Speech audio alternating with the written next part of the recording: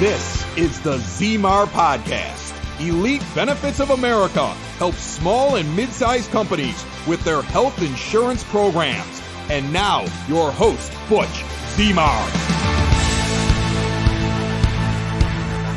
Welcome back to the ZMAR Podcast, where we have a guest in studio, Dave Wills. He's a Southside native, and I appreciate his time coming by the studio and recording with me today. How you doing, Dave? Good. Thanks for having me, Butch. Excited to talk some payroll and HR. Can you give our audience a little bit of background on who you are, where you come from, besides this all-star basketball player?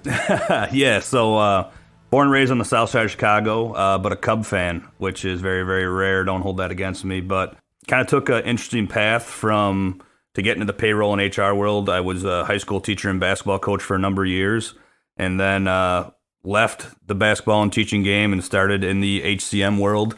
I've been doing that for roughly 11 years, and different types of companies, different types of knowledge, but still born and raised in the South Side and still keep my family here. Yeah, and you still play basketball. Yes, poorly. I don't know if I could have got worse than I was in high school, but I somehow have. Hey, you're still hacking at it, right? Yes, yeah, absolutely. That's all that matters.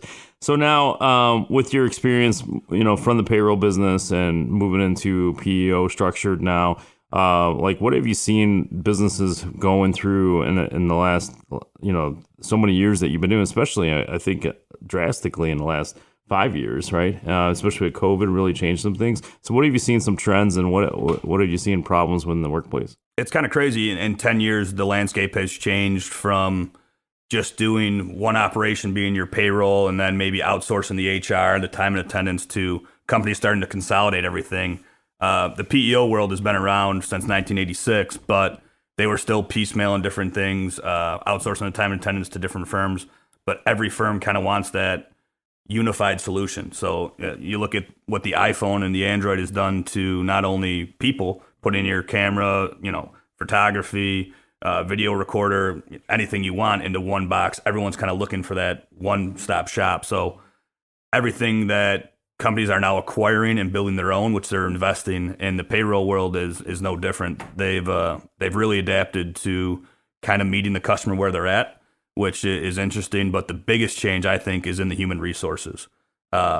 People used to have a negative connotation around HR and human resources. If you go into a company with 5 people or 500, if you ask everyone what is human resources, you'll get 5 or 500 different answers.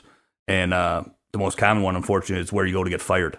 And so obviously that's a negative connotation, but I think companies have now kind of switched from a reactive HR to a proactive. And I think that's the biggest change, is that companies are now investing in the human resources development to keep employees engaged, kind of keep that employees also retained. And I think that's the biggest change that we've seen in the last 10, but definitely the last 5, and definitely from COVID with the markets going crazy. Sure. Now, obviously, and we'll get into the details of what a PEO really is, but, obviously, in a nutshell, it puts a bunch of products or services together in one little bucket. But I guess, how does that differ than having it broken apart? Because one advantage of being broken apart is there's more competition. You could shop things, all right? And then putting it all together, obviously, there's got to be a reason. Right. No, that there's so much competition, and from the ADPs to, the Paylocities to the Insperities to, the BBSIs of the world, each product is kind of different in each way. Now, breaking it apart, you can get best in class in payroll, best in class in benefits, best in class in workers' comp. You could also, bundle that together. And the best analogy I typically give when someone doesn't know what a PEO is or what a PEO does is, we use our economy of scale, like the Costco model. Doing your payroll kind of gets you the membership, and then you get discounts on your workers' comp, your benefits. And the biggest thing is we become your back office for HR compliance, because unfortunately, all the new HR laws and labor laws are targeted at small to medium-sized business. So I think each has its benefits. Obviously, companies wouldn't stay profitable if you couldn't break it away and bundle it together. I think depending on your scale, you're an iPhone guy or you're an Android, if you want it broken apart, or if you want to bundle together. But I really don't think you can go wrong as long as you're outsourcing, because I really think there's a ton of compliance and a ton of risk when you're, filing your taxes on your own and things like that. Sure. And it sounds like that's the biggest reason why that PEO existed, right? And why it started. And obviously, I always say, like I always state that it's started in the 80s, and I think you said 86. Yep. Yeah. And so, and that's where all the lawsuits occurred. They paved the way, and they're still around today. They just changed names. But obviously the competition has been growing, right? And there's people starting PEOs out of their own house, and then they grow from there. And it's entrepreneurial in a lot of ways, but there's obviously a lot of compliance that comes along with it. And so can you give a little bit more background, like the reasons that employers would be looking for the PEO structure? Because, and we'll get to, like, a lot of times I get the phone call, they're like, hey, we should go to a PEO because we can get a discount on our health insurance. And which it could be true, but it doesn't. It depends. Yeah. It very much depends. Every client's different. Yeah. So give us some background on what would be a good reason that a candidate that would look at a PEO. I'd say probably over 85% of companies that join a PEO join it for one reason: is nobody starts a business to worry about payroll, tax, compliance, and human resources. Most entrepreneurs or startups, have a great idea. The first person they hire is typically a friend or a confidant that they know, and then they realize, shoot, I got to kind of scale this thing because I'm getting more clients than I'm used to. And then when you kind of outsource your first hire, whether it's LinkedIn, Indeed, ZipRecruiter, whatever you find, when you kind of grow outside your network is when you open yourself up for compliance issues. So you hire someone in Wisconsin not knowing about the reciprocity tax laws. You hire, someone in a different town or someone you don't know that now, you might have to watch what you say or how you develop that person. You hire more than 5 people now in Illinois, you're going to have to provide a 401k. So what do I do to that? Who do I bring in a partner? Do I talk to somebody that knows this? So where PEO really started is when the litigation started for, EEOC laws, payroll laws. Small and medium-sized business really got hit, like you said, in the 80s. And people were starting business and saying, wait, I can hire someone for maybe $20,000 instead of hiring an HR person for $100,000 in Chicago, or, a controller that I don't, know what the cost is, or maybe outsourcing that to my accountant. So they wanted the control of their business, but not having to work on their business every day. I think that's the main type of client that PEO service. And then, as they grow and scale, sometimes the success factor moves them out of a PEO when they grow, when they can have that buying power, with benefits, and then kind of hiring their own staff, and they're growing to some different things. So most PEOs have a great retention model, but most, when they lose it's a success factor because the PEOs allow you to scale and grow. And that's something that private equity takes a look at too. And when your books are kind of bundled up and there's no skeletons in the closet type thing. And not to be negative to what you said, I always say PEOs are like square peg round hole, right? Because when it comes to businesses, it's not like this end all be all where, like, let's just go to PEO so we can solve all these problems. There's a big, huge checklist, and there's a lot of times we've got, personally in our office, we've gotten quotes, and then we go through the whole entire process and we find out that it's not a good fit. Sure. And so, like, I don't know if you know percentages of like, somebody comes to you, like, what's the percentage of success of it's a good fit? So that's a great question. Sometimes they're not a fit for us. We might not be a fit for them, which is very common, but if they have a large work comp claim or, maybe some big medical claims, that would basically poison our pool.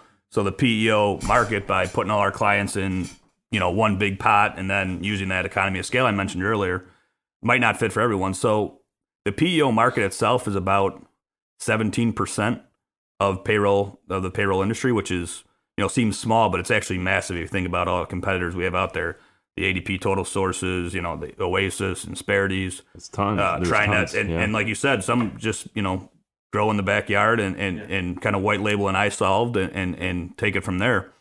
But I honestly think that it's not for everyone for a reason. Just like, there's GMC and there's Toyota. So it depends on what you're looking for your business. But I think the biggest thing against PEOs is the miseducation. Some people see them as a threat. Some people see it as, like you said, square peg round hole, which is actually a very common phrase in the PEO industry. What I think PEOs have done to combat that recently is they're kind of meeting the client where they're at and kind of changing that to fit, not giving you a whole solution, kind of letting you check the box and pick, which some of the ASO payroll providers have done in the past. Well, you definitely bring up a good point. It's probably a good 10 years ago. I was working side by side with another PEO. We were kind of I sent them some business. They sent me business that didn't fit for them. It was a good working relationship. And at that point, I started to notice more PEOs popping up in the marketplace. And I asked them the question. I was like, is this a good thing or a bad thing? Because obviously they're big, they're nationwide, they publicly trade in. And his responses was, it's good. We need more employers to understand who we are. Yes. 10 years ago, PEO was big, and obviously companies were making a ton of money. But I think the advent of ACA and some new laws, different states too, like New York, for example, if you're under 50, you have to be on their state health plan, similar to some other regional laws. But PEO is huge there because the rates might be better, and they don't necessarily mind what the cost of the PEO is, but the health savings can kind of offset that. So I think just like any typical situation, things that start in California and New York kind of migrate to the Midwest. And I think most CEOs, CFOs, chief human resource officers, even owners are getting more educated on the PEO business because, unfortunately, the main thing is the cost of healthcare just continues to skyrocket. And people are always looking for, if you save 10% here, where can I reinvest that back in my business? And I think that's the reason the PEO landscape continues to scale and grow, is because healthcare continues to scale upward.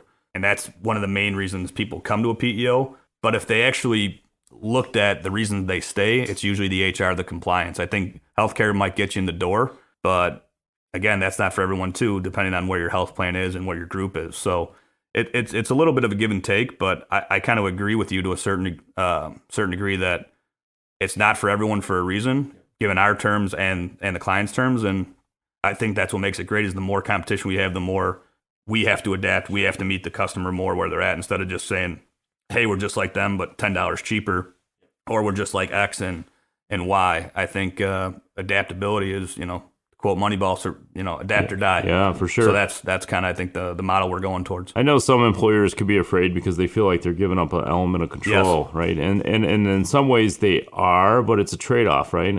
It's a compromise, and like in marriage, right? To get from point A to point B, you have to figure things out. And and when I paint a picture for the PEO, it's like, okay, what's your end game, right? And how fast do you want to get there, right? And because it may not be a good fit now, and the reason I bring that up is because a phrase you keep using is, we're going to meet you where you're at, right? Yep. And so one thing I've noticed over the years with PEOs is that they become more customized or flexible in how they make the offering. And what I mean by that is they broke up some of the channels, right? And so let's say right now you're not a good fit for certain product lines, right? Sure. But the biggest and less underwriting is the HR payroll, right? And so it's like, well, let's build some structure for you, because I tell you, we have tons of 20, 30, 40, 50 employee clients that have no structure. And so can you talk about that, where maybe sometimes it's not a good fit for the full PEO, but then the flexibility that it's offered? Yeah, absolutely.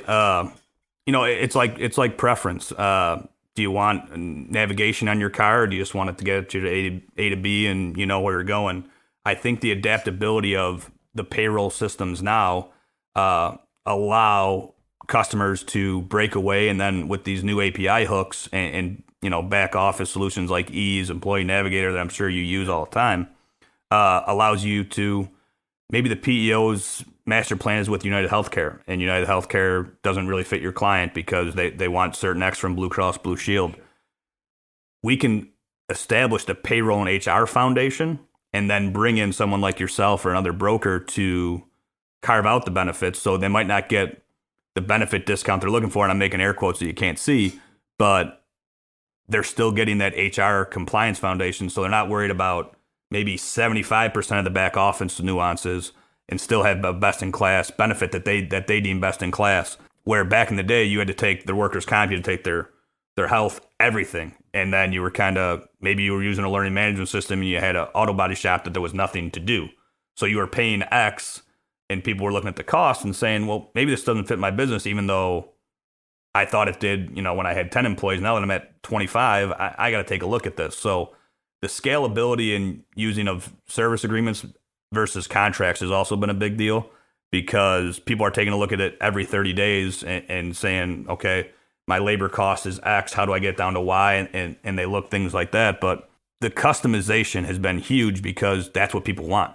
They want to be able to change their backgrounds. They want to be able to put their, logos on things. And most PEOs just said, no, this is what you're getting. It's a box solution, square peg, round hole. Yep. But that's changed in the last 5 years, especially because the customer is becoming more educated and the owners are demanding more. And to be honest, the biggest reason, though, is the millennial workforce coming in is demanding so much, from just compliance issues to, wanting something on their phone, wanting an app, things like that, that it's forcing these owners and business owners especially to adapt if you want that great talent. So they're trying to say, hey, I need this, this, and this. I need it to look pretty, but I also need X, Y, and Z, for my new workforce coming in. So I think we'll see PEOs get even more technical in the next couple of years because of, not only the advance in technology, but the workforce as well. If you own a business, Elite Benefits of America wants to remind you that health insurance open enrollments are either happening now or coming very quickly. And this is the time to review and implement a healthcare plan to make or keep you as the employer of choice. Deadlines for open enrollment range between November 1st and January 1st. Get ahead of the curve. The Small Business Special Enrollment Period, part of the Affordable Care Act, now allows employers with 49 employees and under to offer health benefits without contributing a dime to the employee plan. Help your employees save money on taxes with health insurance they're already paying for with their hard-earned dollars. Butch Zemar from Elite Benefits of America wants you to reach out to him today. Visit elitebenefits.net or call 708-535-3006. Now, one thing we've noticed, especially on our side, but you could probably comment on this too, where even though a business is, whether they're stagnant or not, or their growth, there's a lot of things that go into the business that don't make them money, but they have to work on. Otherwise, if they don't do it, they're going to have disgruntled employees. They may have legal issues. And so, if anything, at the end of the day, to build an HR to have more structure, because how many employees leave a workplace because there's no structure? More and more by the day. Yeah, I'm sure. Yeah. And building a financial, or not a financial, but just a structure, the HR structure internally, you can maintain some of that, because now a millennial can come in, or any employee, and it looks and feels like a bigger company, right? Yeah. And it just makes them feel a little bit cozy. And now, moving forward a little bit, now they move into I think you're calling it a service agreement, right? Yes. So a service agreement is just more of the HR function, payroll. And then now you get to a certain point, you're growing, you're adding employees. Now as an alternative to the health plan, because one of the things that a lot of brokers do, including myself, instead of just adjusting deductibles so you can stay with the same carrier, we're actually trying to explore other options. What can we feasibly do to control costs, provide access to care without jeopardizing the employees? So now we get to the level of, okay, now we look at, because I would assume the more premium base, the more financially that you'll look at it. And so how do you see some of the conversion going from the service agreement moving into benefits? So it's a lot of people want the foundation first, and it depends on how big they are when they come to us. I mean, we have clients that are 3 employees. We have clients that are, 3,000, 5,000 employees. It depends on where they are, what they're used to. I'd say about 40% of our clients, once they join a PEO, are not offering benefits at the time. And then they see, hey, I have this quote from a broker like yourself, or I have this, make it make sense to me, because like most insurance, it's the largest expense you hope you never use. The PEO kind of shows it as a bundled solution when we kind of present it. So we can get them up and running on the payroll and HR in a matter of days, weeks, depending on the size. But the benefits takes a little time to massage, like let's talk about contribution rates. Let's talk, X, Y. Everyone wants to offer health benefits until they find out what it costs. Not only the employer, but the employee is surprised that it costs them money too. I was with a potential client the other day, and they basically reached out to us saying, hey, we're really excited to offer health. You guys offer health benefits now. We're excited to add that to our feature. So I went out there and quoted them. They're like, we thought this was included. I'm like, unfortunately, it's not. It's a huge number that I would love to include, but your rates are going to go up significantly. So I think the education on the health from 0 to X is always, sticker shock. And I think once you get the payroll and the HR and they understand that, you kind of see like, are there other options? Can we do a stipend? Can we do an HRA? Can we do, the open marketplace until this? But typically, again, like I just mentioned, it's the employees driving that. Like the owner typically will have health care through their significant other. So they're usually fine. But it's when the employee, they hire someone good and say, hey, I have a family, or I just turned 26, I'm off my parents' plan. What can you do for me? And I think that is like, okay, I might lose, X, Y, or John Doe, Jane Doe, because, we can't offer him health or it might not work. So I think that's usually the starting point where the scale gets tipped, and then they start looking at options. They reach out to me or reach out to you. Yep. Has the scale ever tipped the other way? You get a client with benefits and then the claims go too much and then you have to give the bad news? So I don't want to say no, because I'd be lying to you. But it's not really yes either. When that happens, I typically bring it if they get a monster renewal, which is very rare because our pond is an ocean, not a pond. So if one ripple doesn't necessarily shake the boat that much, but I mean there are claims all the time. No, even an ocean, can produce a tsunami. So I typically will bring somebody in and offer a competitive quote and say, hey, I want you as a client, and I'll keep you as the HR. Like maybe we do move you, and you might get a sweetheart rate or someone looking to buy the business, and which is rare in the PEO world. Most people want everything bundled. I want the client for life, and that's kind of my pitch. Is I will do anything to make sure they stay solvent and they stay above board. So I'll bring in competitive quotes a lot just to show them what's out there, because it's like anything else. Everyone shops on the internet now, including payroll, HR, benefits, you name it.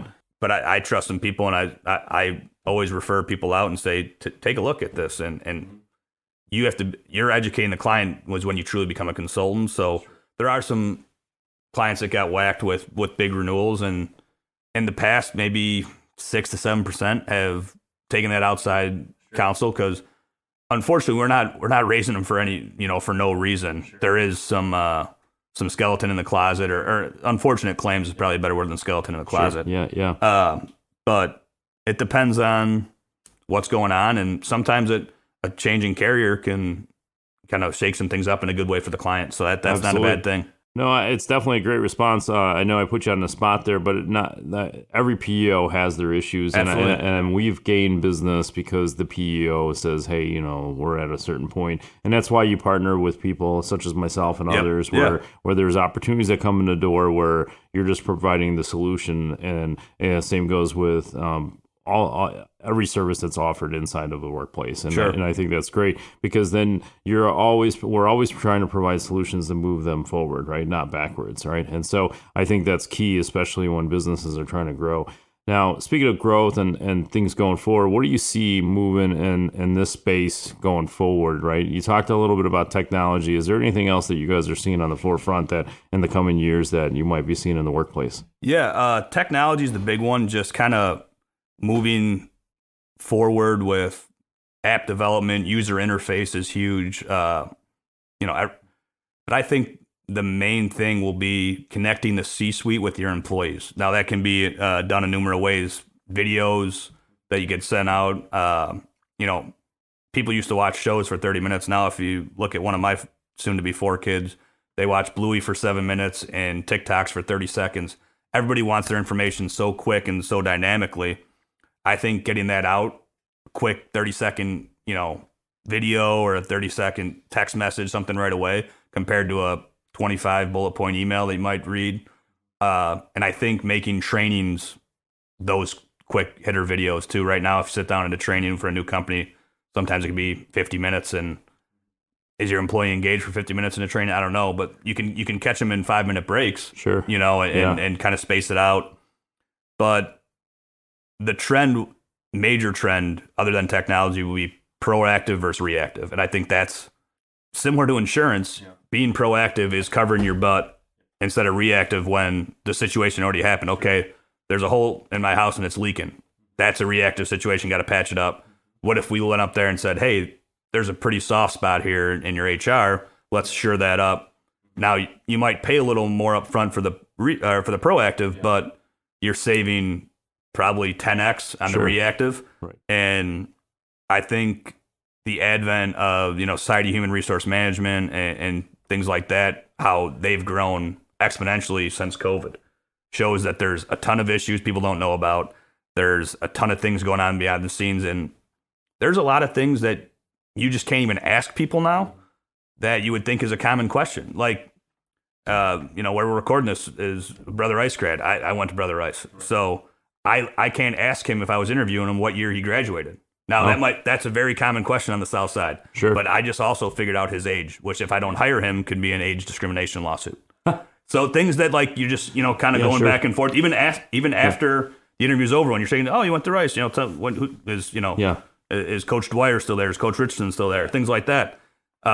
You can get a sense of their age, and that's opens you up, especially if you don't hire that person. Now, not saying I'm not going to hire someone that went to Brother Rice, that I would love to, but there's so many things that you just deem in normal conversation that are big no-nos in the HR world. So I think that proactive, reactive training your staff, that's going to be, through videos, things like that, is going to really continue. It's already getting big now, but it's continued to grow and probably become necessary for all companies. Yeah, and you're 100% right, because we're seeing it, right? We're seeing some issues arise because of one simple question that nobody else in the world would ever thought of, but it reverts back to you could figure out the age, even though the question that was asked had nothing to do with age. Just like, what year did you graduate? But your intent is like, oh, how close was it to mine?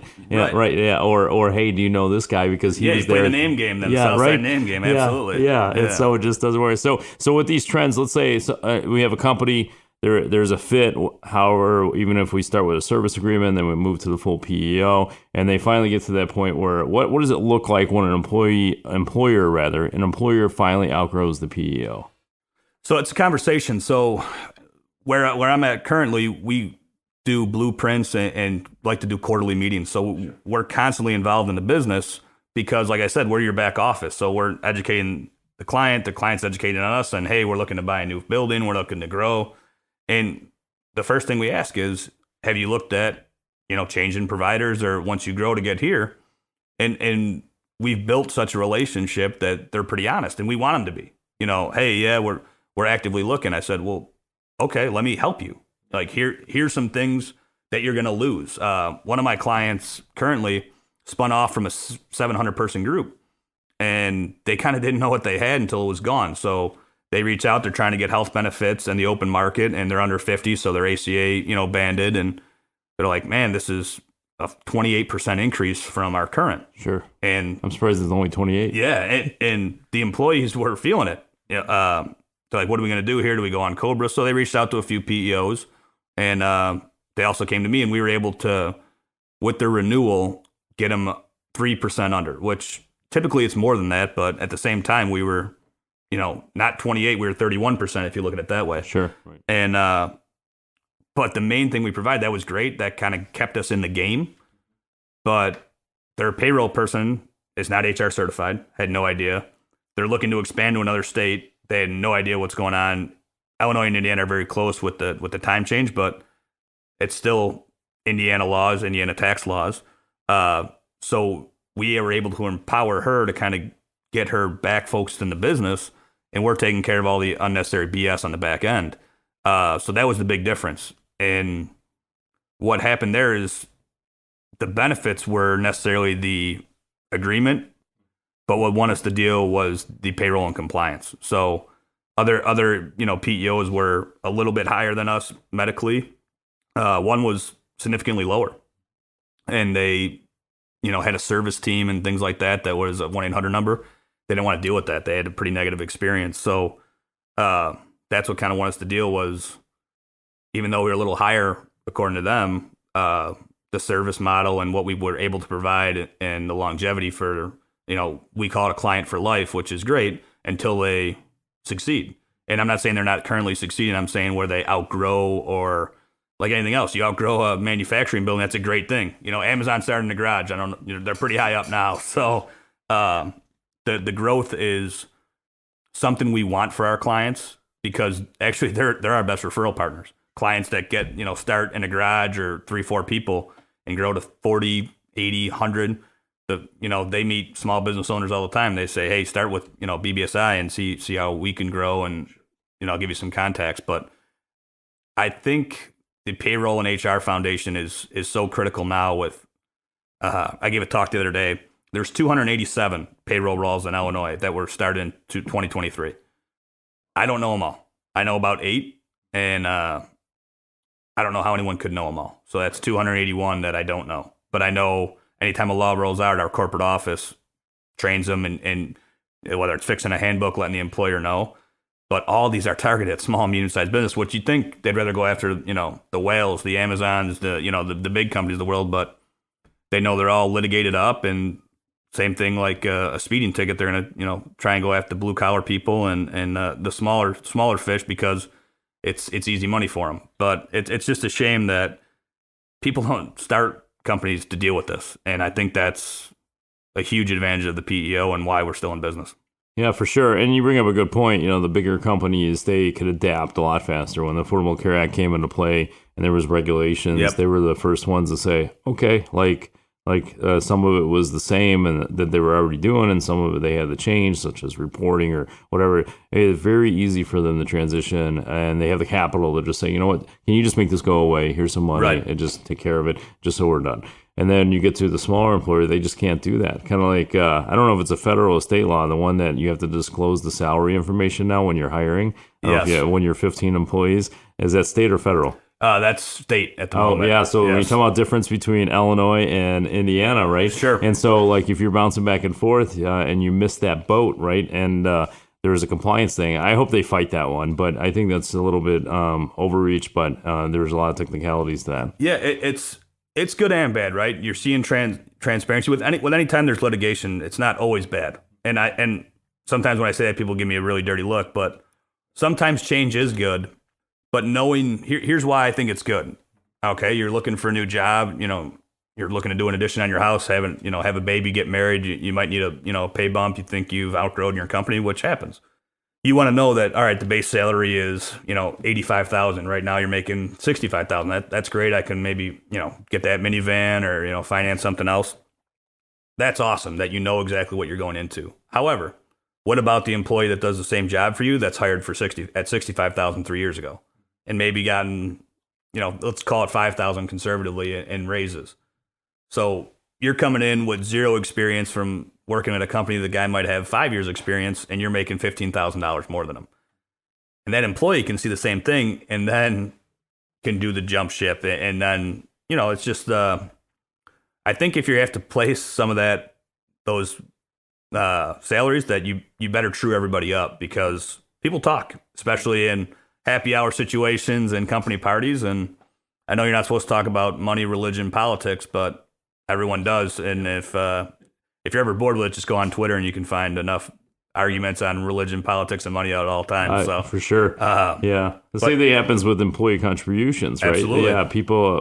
Employers are like, well, I like Johnny over there better, so I'm going to pay his health insurance a little bit more because, it's going to happen, right? They're going to go out to lunch and something will slip, and then all of a sudden they're like, well, why are you paying 100% for his and not mine? Yeah, right. And it creates a problem. And most employees are uneducated on healthcare. I mean, you see it going through renewals all the time. So do I. I've rarely seen, and you might, a healthcare decrease from year to year. I've seen a very small increase of 1% that you don't really notice. I've seen 35%, 40%. But the employee doesn't always feel that increase. That's the business owner eating 40%. And let's say he said, hey, I can't afford this. We have clients said that to us. Hey, I got a 40% increase. I can't afford that. I love my employees. I don't want my employees to feel the brunt of this either. Well, that's great. They might come to us and say, what can you do? And that's a situation where they might be able to save them some money and kind of keep the employee static or the employee whole. But imagine if, and I think this might be coming, might be a little bit out there, but that the employee gets an increase every time instead of the employer.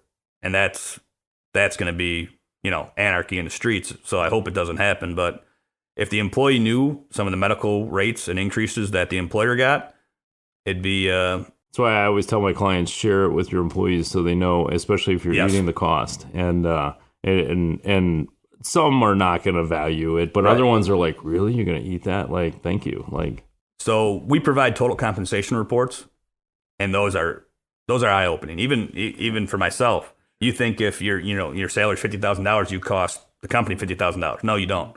They pay your employer taxes, is X. They pay your health insurance. Let's just say it's $1,000.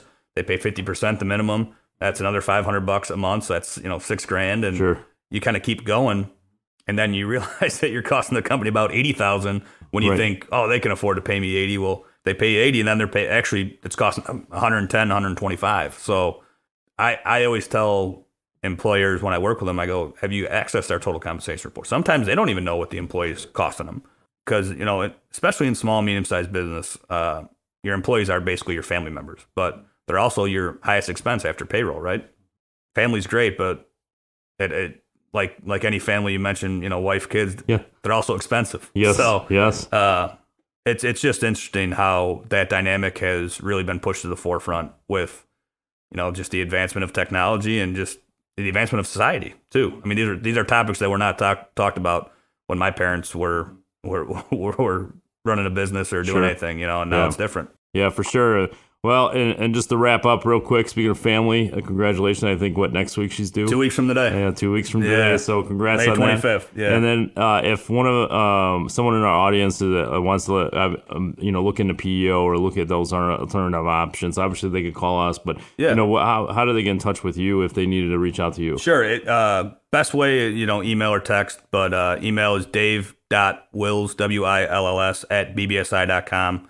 And my phone number is 708-927-0085. But go through Butch. We see each other quite a bit and network well together. But I'm just excited that I was excited and honored to be part of this podcast. So thanks as always. I know we were talking about this for a while, but it's good to finally sit down. Yeah, thank you for coming. I appreciate it.